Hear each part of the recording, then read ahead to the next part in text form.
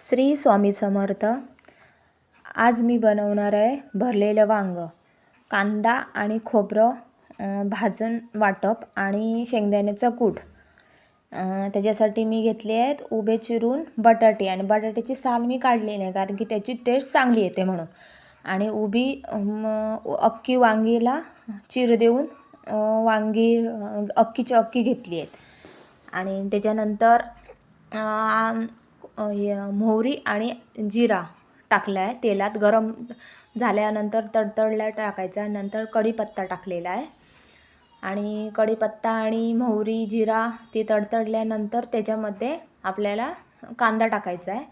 कांदा जरा जरा लालसर झाला तोपर्यंत तो परतून घ्यायचा आहे तेलामध्ये. आणि जरा परतून घेतल्यानंतर जरा जरा भाजला की त्याच्यामध्ये टॅमॅटो टाकायचा आहे. टॅमॅटो पण त्याच्यामध्ये पाणी असतं ना, ते पाणी जोपर्यंत ते संपत नाही तोपर्यंत, पाणी आहे तोपर्यंत नाही, जोपर्यंत ते तेल हे जात नाही ना तोपर्यंत तो कांदा टॅमॅटो तेलामध्ये परतून घ्यायचा आहे. आणि कांदा टोमॅटो जरा भाजला की त्याच्यानंतर तोपर्यंत भाजत राहायचं आहे.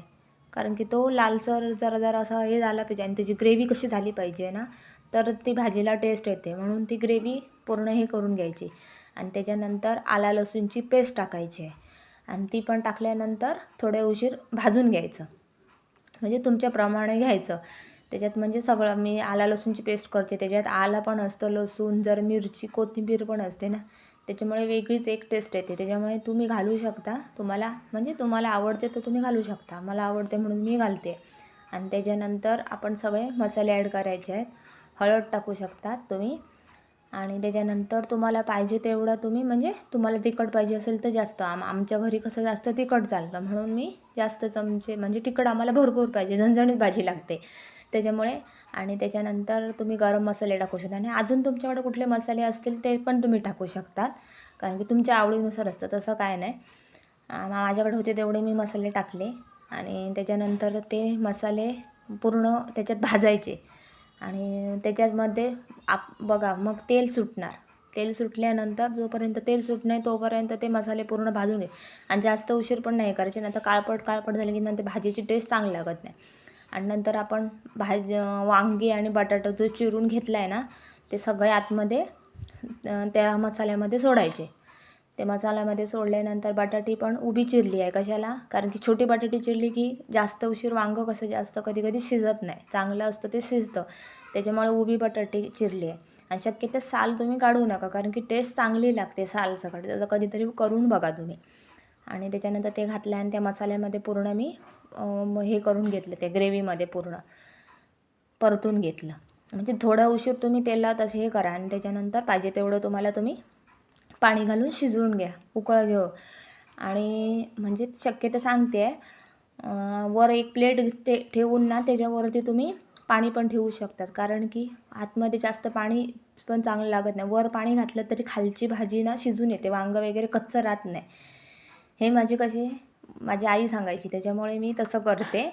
तुम्ही पण करू शकता, म्हणजे करून बघू शकता.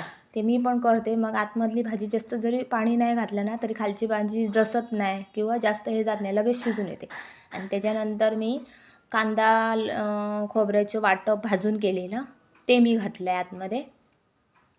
ते घातल्यानंतर सगळं पूर्ण घातलं आणि नंतर मी 1-2 मिनटं असं परतून घेतलं. म्हणजे जेवढं फुसून वगैरे तुम्ही सगळं घालू शकता, म्हणजे तुम्हाला पाहिजे तेवढं घालू शकता. असं काय नाही की एवढंच पाहिजे तेवढंच पाहिजे. काही जणांना खोबरं आवडत नाही, पण अशी भाजी केल्यानंतर पण वेगळी टेस्ट येते, म्हणजे खाऊन बघा तुम्ही. आणि नंतर भाजून शेंगदाण्याचा कूट ठेवलेला. जास्त तर शेंगदाणे घाला, खोबरं वाटणचं जरा कमी घातलं तरी चालेल. आणि त्याच्यानंतर मी ते शेंगदाण्याचं कूट घातला आणि पूर्ण सगळं परतून घेतलं. आणि त्याच्यानंतर चवीसाठी जराशी चिमूटभर जराशी, म्हणजे आवडत नसेल काय त्यांना, पण जराशी साखर टाका, नाही तर गूळ टाका. जर टेस्ट चांगली येते. आणि खाऊन बघा, मस्त टेस्ट येते चांगली अशी.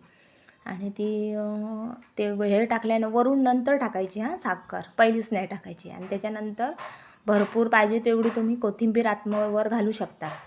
कोथिंबीर घालून मग आपली भाजी झाली. आणि मग चांगली लागते भाजी. आणि करून बघा, तुम्हाला आवडेल. आणि नंतर माझा मुलगा स्कूलमधून आला, त्याला मी टेस्ट करायला दिली. आणि सांगितलं कशी झाली मला सांग. तर तो बोलत होता की चांगली झाली भाजी. आणि तुम्ही पण करा, खावा. असेच म्हणजे चांगले चांगले व्हिडिओसाठी लाईक शेअर करत राहा. आणि बाय बाय.